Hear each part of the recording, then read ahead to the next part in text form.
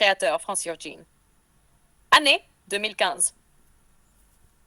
Famille olfactive. Orientale, boisée florale, longévité.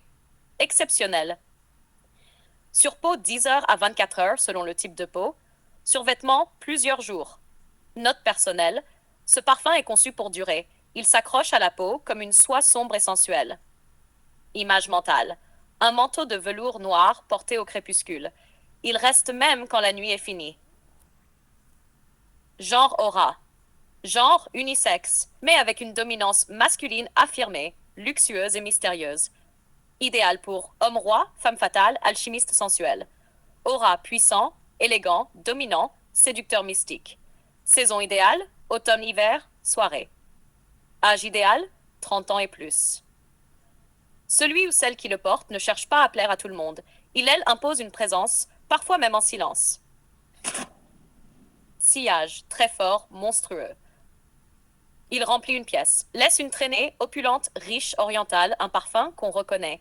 Idéal pour remarquer une entrée, une présence, un souvenir. Un seul pchit suffit. C'est un parfum qui signe un espace.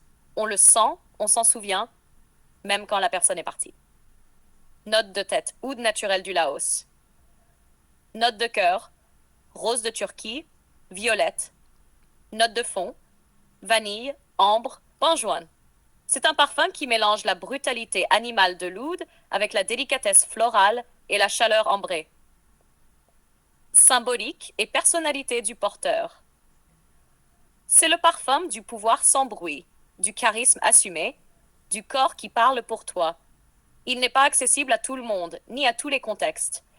Il suggère un monde intérieur riche, des mystères, une noblesse d'âme sombre et veloutée. Ce qu'on peut travailler à partir de là. 1. Créer un script voix off. Oud satin mood extrait, description sensorielle.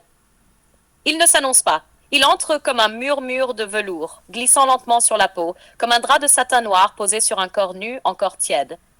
L'oud du Laos, sombre, mystérieux, presque animal, ouvre le bal sans fracas, mais avec une présence magnétique.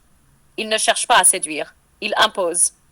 Puis vient la rose de Turquie, sulfureuse et impérieuse, qui n'est pas là pour adoucir, mais pour affirmer une sensualité orientale crue, enivrante.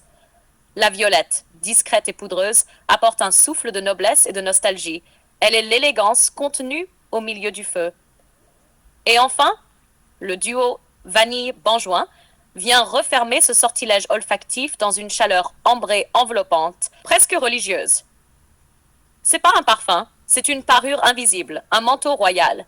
Un charme ancien qui raconte des royaumes oubliés, des amants dangereux, des silences habités. Si Gigi devait le porter, ce parfum parle pour moi. Ils disent que je tais, il est la mémoire de mes silences, la réponse que je ne donne pas. Si tu le sens encore, après mon départ, c'est que j'y ai laissé quelque chose que je n'ai jamais dit. Souhaites-tu? C'est une aura. Un souffle chaud, animal et indomptable. Quand je passe, je ne cherche pas à plaire. J'impose une présence, une mémoire, une tension, plan lent sur le flacon de satin mood dans une lumière tamisée mood. Ce n'est pas un parfum, c'est un rituel, une soie noire sur ma peau, une déclaration invisible. Et toi, tu crois que tu me sens, mais en réalité, c'est moi qui t'ai marqué.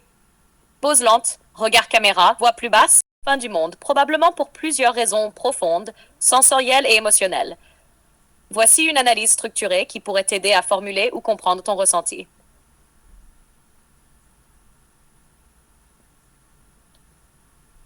1. L'aura mystique et envoûtante. Oud, c'est un mood extrait, incarne une présence invisible mais puissante. C'est un parfum qui flotte dans l'air comme un murmure luxueux. Il n'essaie pas de séduire. Il impose. C'est l'odeur d'un secret, d'un être qui se cache autant qu'il fascine. La matière oud, noble et indomptable. L'oud utilisé ici n'est pas brut ni animal. Il est majestueusement travaillé, arrondi par la rose, adouci par la vanille, mais sans jamais perdre sa force sacrée. On sent l'artisanat derrière, le travail de Francis Kurkdjian qui sublime la matière sans la domestiquer. Tu respectes l'oud comme une matière vivante, presque spirituelle.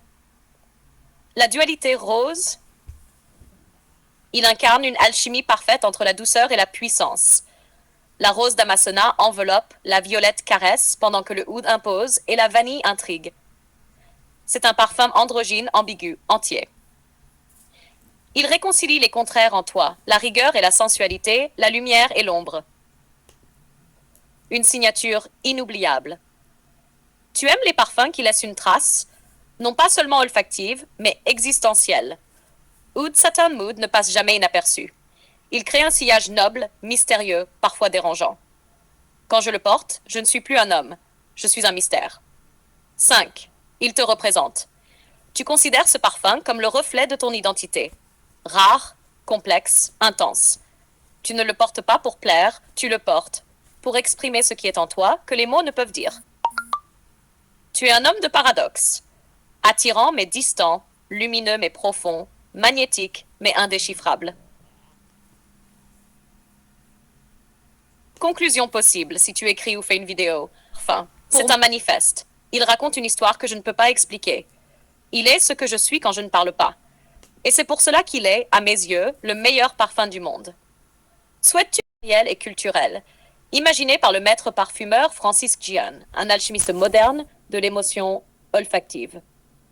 Voici le contexte et les intentions derrière ce parfum devenu mythique. 1. Une invitation à l'Orient des rêves, pas celui des clichés. Francis Kurkdjian n'a jamais voulu faire un parfum oriental cliché. Il a voulu transcender le oud, matière précieuse du Moyen-Orient, pour en faire une matière poétique, presque couture, accessible et universelle. Je ne voulais pas d'un oud brut, animal, lourd, mais d'un oud comme un tissu, comme une étoffe luxueuse, douce et lumineuse. Le concept, une étoffe invisible, le satin. Le mot satin dans le nom n'est pas un hasard. Le parfum a été conçu comme un tissu olfactif.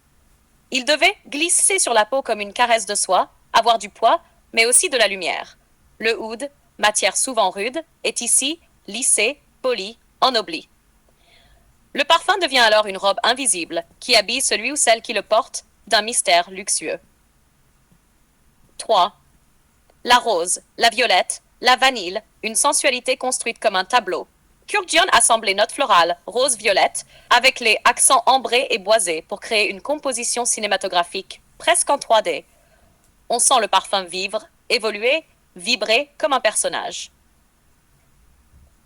Enfin, elle ressent une présence, un message silencieux, un homme qui ne cherche pas à plaire, mais qui intrigue, fascine, trouble. Voici ce qu'elle pense, consciemment ou non. 1. Il cache quelque chose. Cet homme, il n'est pas comme les autres. Il a une profondeur, une faille peut-être, une force sûrement. Il ne s'expose pas. Il laisse deviner. Le parfum lui parle. Porter un extrait aussi riche et singulier, c'est oser sortir des sentiers battus. Il n'a pas choisi ce parfum par hasard. Il n'a pas suivi la mode. Il a créé sa signature. Il sait ce qu'il fait. Il sait ce qu'il veut. Il choisit avec précision, comme s'il sculptait son image. 4. Il est magnétique et un peu dangereux. L'intensité de l'extrait crée un sillage qui hante la mémoire. Même après qu'il soit parti, il reste dans l'air et dans l'esprit. Je ne peux pas m'empêcher d'y penser. C'est envoûtant. Ce parfum ne s'oublie pas, comme lui. Conclusion intérieure d'une femme. Ce parfum me parle de lui, mais ne me le livre pas. Il me trouble. Il me défie. Il m'appelle, tout en me tenant à distance. Je veux le connaître. Je veux le comprendre. Mais j'ai l'impression que personne n'en est jamais vraiment capable. Souhaites-tu que je te rédige un monologue féminin pour une vidéo ou... Mais je me souviens de lui. Je l'ai croisé une seule fois, peut-être deux. Je ne me souviens plus de son visage avec précision, mais je me souviens de son odeur. Ce parfum, il m'a laissé une empreinte, presque comme une caresse invisible sur ma peau. Ce n'était pas un parfum fort. C'était pas un parfum doux non plus. C'était une présence. Quelque chose de chaud, de mystérieux, de profond. Comme un velours sombre, comme une nuit étoilée qui ne dit pas son nom. Quand il est passé à côté de moi, j'ai arrêté de parler. J'ai respiré. Je crois que j'ai fermé les yeux sans m'en rendre compte. Ce parfum disait qu'il n'était pas là pour plaire. Il disait « Je suis là, mais tu ne sauras jamais tout de moi ». Il portait ce parfum comme on porte un secret. Depuis, je le cherche un peu partout. Pas lui, le parfum. Mais peut-être que c'est pareil, au fond. Souhaites-tu une version par puissance ou prestige, mais par langage émotionnel, esthétique et symbolique? Ils ne parlent pas la même langue émotionnelle. Aspect 1.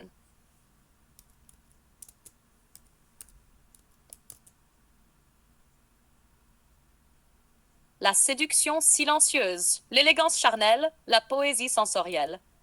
Explosion intérieure, la complexité, la puissance conflictuelle. Chaud-froid, satiné, sensuel, maîtrisé. Brûlant, résineux, chaotique, presque brutal. Structure. Tout est lisse, poli, avec des transitions fluides. Brisé, anguleux, il y a des chocs, des ruptures. Émotion dominante. L'envie de s'approcher sans déranger. L'impression de garder ses distances ou d'être aspiré. Relation à l'autre. Tu ne me connais pas, mais tu veux rester. Tu ne sais pas si tu dois fuir ou tomber à genoux.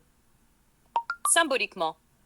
Oud satin mood extrait, c'est le velours noir, le murmure du soir, la présence qui trouble sans crier. Interlude man, c'est l'encens en feu, l'opéra dramatique, l'homme en guerre avec lui-même, presque biblique. En profondeur, c'est l'homme raffiné, dangereux parce qu'il est impassible. Il dérange sans bruit. C'est la subjugation par la retenue. Interlude man, c'est l'homme brûlé par la vie, ou par Dieu. Il est spectaculaire, presque sacré dans sa douleur. Il n'est pas séduisant au sens classique. Il est inoubliable, mais dérangeant. Donc, ce n'est pas une question de puissance, c'est une question de posture intérieure. Si tu es un homme de maîtrise, mystère et érotisme contenu, Oud Satan Mood extrait. Si tu es un homme de passion, chaos et profondeur tragique, interlude man. Souhaites-tu que je personnalise cette parfum séduisant? C'est un magnétisme silencieux, une sensualité contenue qui crée le trouble sans jamais forcer. Là où d'autres parfums crient la séduction, lui, il chuchote l'obsession.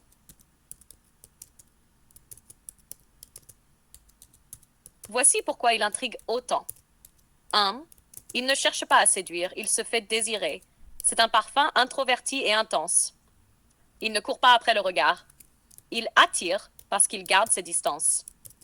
Il dit « Approche si tu oses, mais je ne te retiendrai pas ». De la sensualité du contraste, l'oud pose une profondeur boisée, presque animale. La rose apporte une douceur féminine et trouble. La vanille et la violette viennent enrober le tout comme une caresse.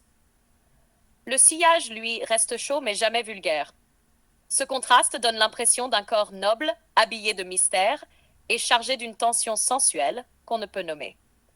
C'est comme croiser quelqu'un qui ne sourit pas, mais dont la présence te reste sous la peau. 3. Le magnétisme discret. Il laisse une trace dans l'air, mais surtout dans la mémoire. Il ne s'impose pas dans l'instant.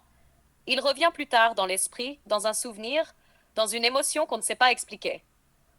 Il est comme un regard qui ne t'a pas fixé, mais que tu n'oublies pas. 4. Il révèle ce que l'on cache. Quand un homme le porte, il ne sent pas juste bon. Il dégage quelque chose d'autre. Quelque chose que même lui ne comprend